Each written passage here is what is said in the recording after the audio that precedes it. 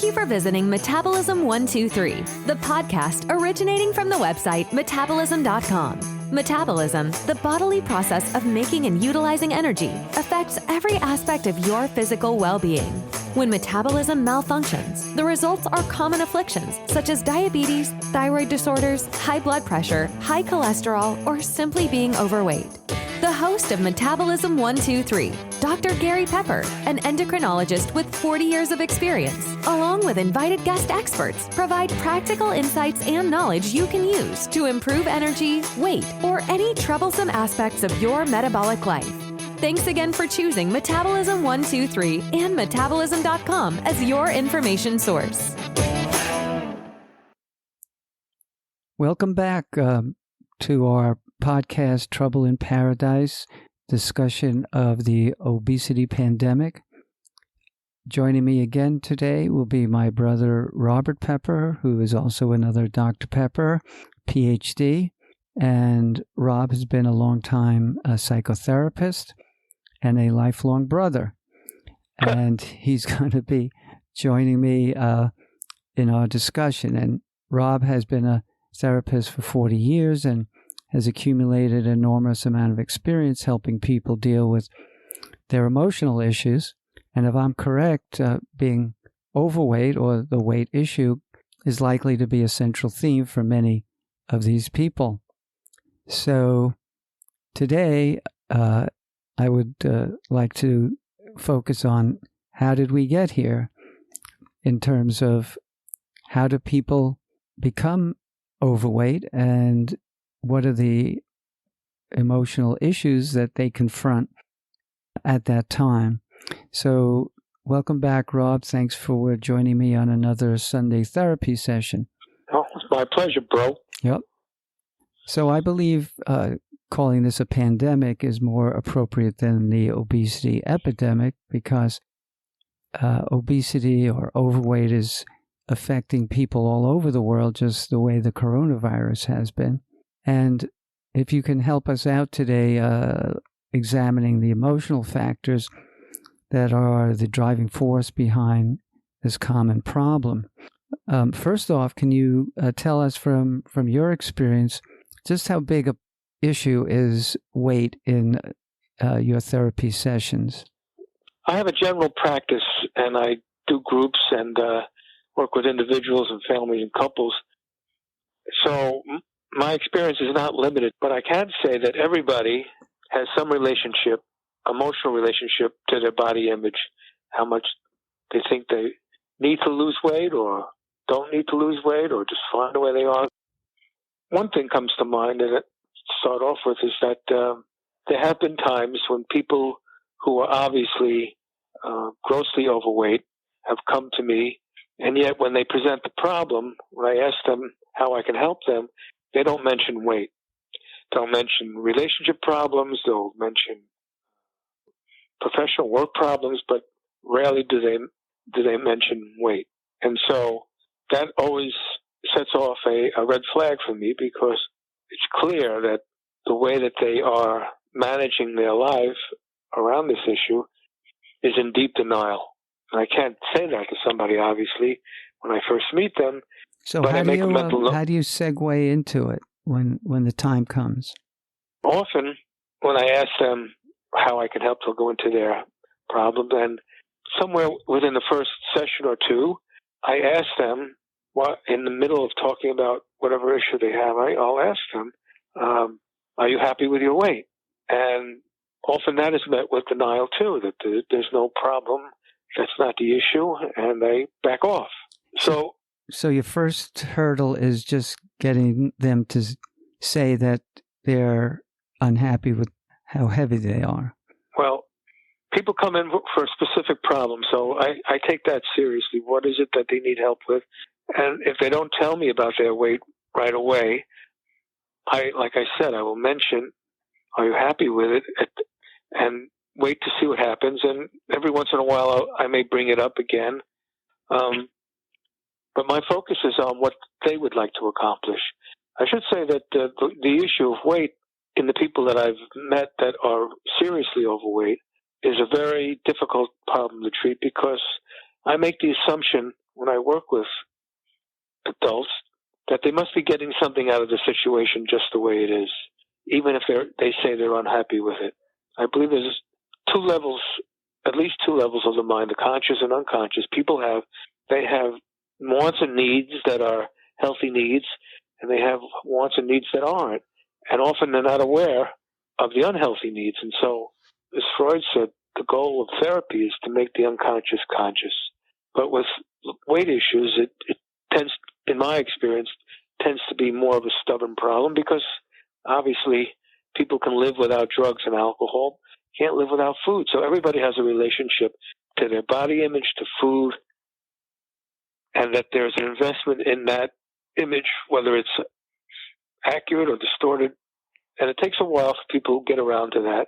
And even when they do, it's very difficult for them to make any lasting changes in their behavior, despite the fact that they know that what they're doing is obviously not in their best interest and may be related to some of the problems they have and eventually may be related to other physical and emotional problems. Okay, so what I'm hearing then is after a period of denial and they finally maybe feel comfortable enough to open up a little bit about it. So once they start talking about the fact that they have an issue with their being overweight, what happens next? Well, it depends on a number of different factors. One of the things I'll ask them is it okay if we talk about it? And then depending on what they say, it could take several directions. I mean, if someone says, no, I'm not really interested in talking about my weight, I'll say to them, okay, so let's talk about why you don't want to talk about it. What's the issue about talking about your weight? If they're willing to talk about their weight, I'll want to know if they've had a consultation with a medical physician, and what does your doctor say? Have you determined whether the issue is a organic one, or are there markers, or are there factors in your physiology that determine metabolism, or whatever issues have to do with the physical side of it? I want to rule out organicity before we talk about the other side. Okay, let's say, the average person doesn't have any medical underlying condition. Then what? Mm-hmm. I'll ask them, well, what does food mean to you? And, there are a variety of things that people say. One of them has to do with comfort, obviously. They'll talk about feeling under stress and going for something to eat. Like some people will reach for a cigarette or for a drink when they're under stress. Some people go to food, and I'll ask about, well, what's your food of choice? And is it sweet? Do you go for salty? Do you go for crunchy? What is it about that food that you crave? And what comes to mind when you think about it? What do you get out of crunchy food, or what do you get out of something that's... Can you give any examples? Like, what does a person get out of crunchy food? Well, in some cases, it's aggression. Some people have to bite on something when they're angry.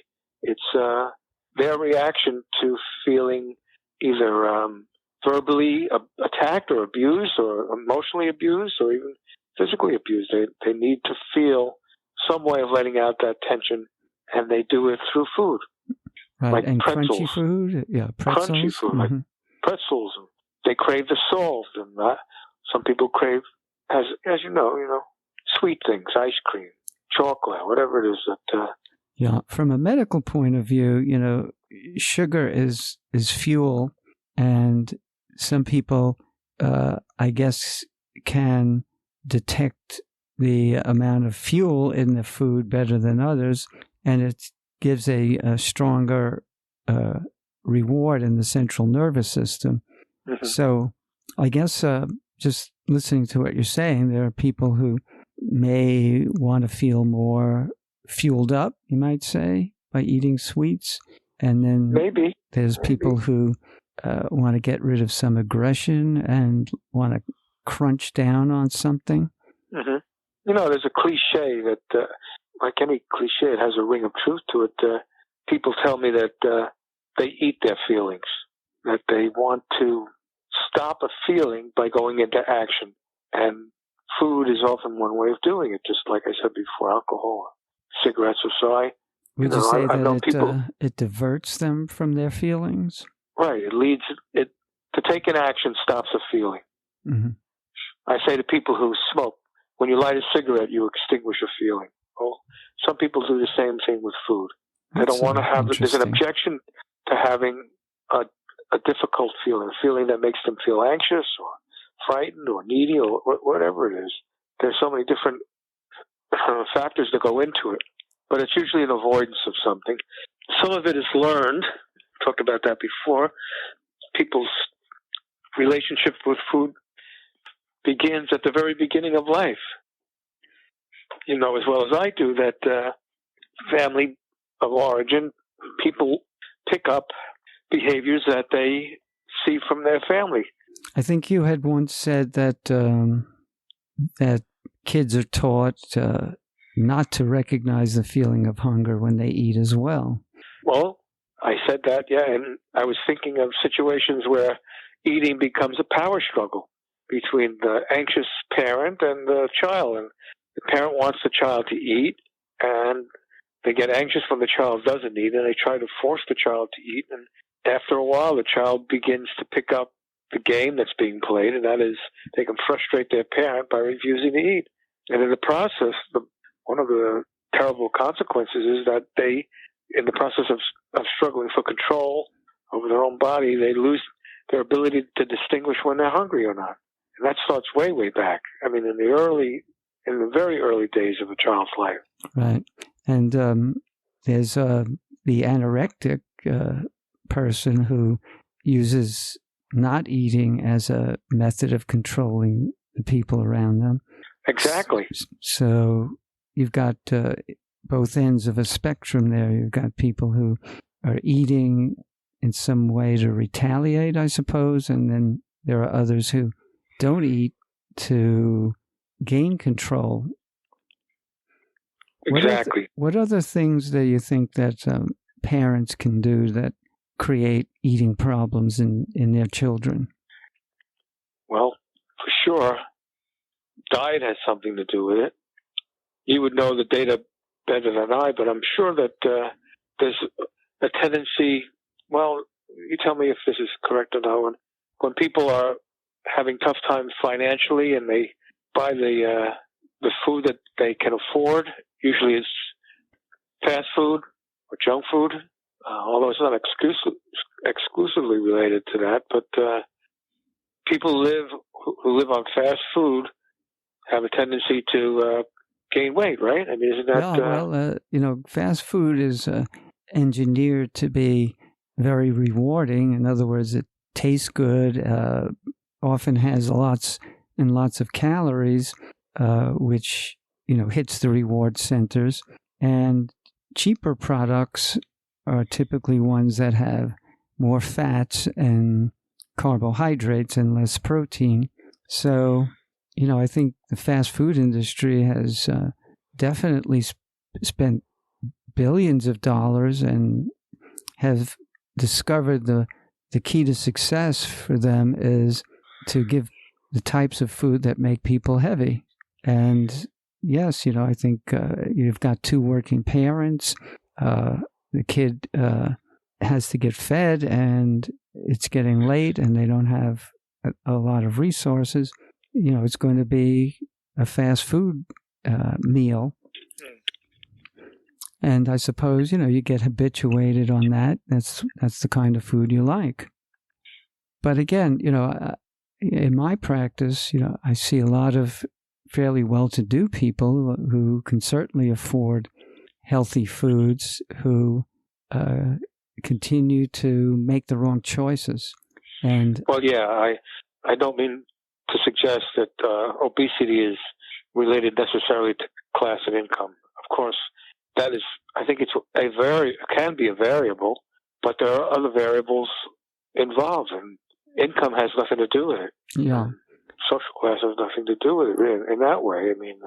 I mean, you've got a very complex situation where environment from the earliest days in terms of the parental attitude and how the parent themselves maybe their eating habits, the kid is going to learn by example. I mean, we know that that's the strongest method of teaching, right, is by example at that age. But, all the tactics that parents may use to get their child to eat the foods that they want them to eat, reward and punishment around food. Then you had mentioned the issue of comfort. I guess everyone can relate to certain comfort foods. And I like that analogy you mentioned about smokers extinguishing feelings and how that is probably reproduced with eating as well. Mm-hmm. So, the sad story about this is that success rates in treating, at least from a medical point of view, treating obesity and overweight is very, very poor. People can lose weight on diets, and they do so, but then they regain it. And I think most people who have ever been on a diet could probably relate to that yo-yo effect. So, with enough willpower, people can overcome these instincts and feelings. But in the long run, I think it takes something that is very hard to come by to, get a sustained weight loss. Would you sort of agree with that? Well, yeah. I don't know the literature on that, but do you know what the research has been on how effective people who go on diets actually keep the weight off? What percentage of people actually? Well, that's a very good question. When we're done with our discussion here, I'll have to get back to you on that. I'll have to check some sources, But I do know it's very limited. And, in terms of the long-term outlook, I think perhaps it's very crucial that parents become aware of the pitfalls so that their children don't wind up with a lifelong problem. One of the, I agree, but one of the problems of childhood, or the most significant problem, is that children are basically helpless. They have to play whatever game is going down within their family. And my personal experience as a therapist, any child under 16 who is brought for therapy, well, most children, I should say, who are brought for therapy, tends to be in terms of a family dynamic. After that, it could be that children are capable of making their own decisions. And certainly one basic decision has to do with family diet. And so children learn to eat or not eat based on what their parents eat or don't eat. And that becomes part of their emotional, psychological makeup. So I think you're right. It starts with the parents, but it's not necessarily, parents don't necessarily do it deliberately. They may be helpless too and not know what to eat or what's balanced and yes, their own weight. Right? Mm-hmm. Well, it's part of it. I mean, I think I've told you a story about a parent was watching their child eat fried food that was made by, they had someone in the family who was preparing their food. The parent stepped in and said, I think we'd be better if you baked the food rather than cooked in so much oil. And the person said, okay. And then they started baking the food in oil. They just didn't get it. Yeah. So, I mean, there's so many parameters. It's hard to make a generalization of what does it, but people have certain cravings too that I think may be physiological. You hear stories about women who are pregnant who crave certain foods, right? I mean, yeah. I think that's a very specialized thing, though, that what's called a pica.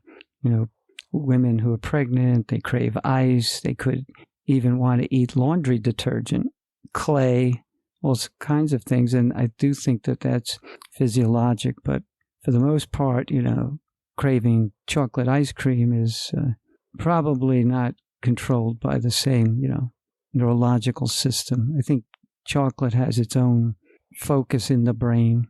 Mm-hmm. Mm-hmm. It's kind of a joke, but anyway, we're going to be continuing our discussion. It seems that the more we talk about obesity, eating, the more complicated it seems.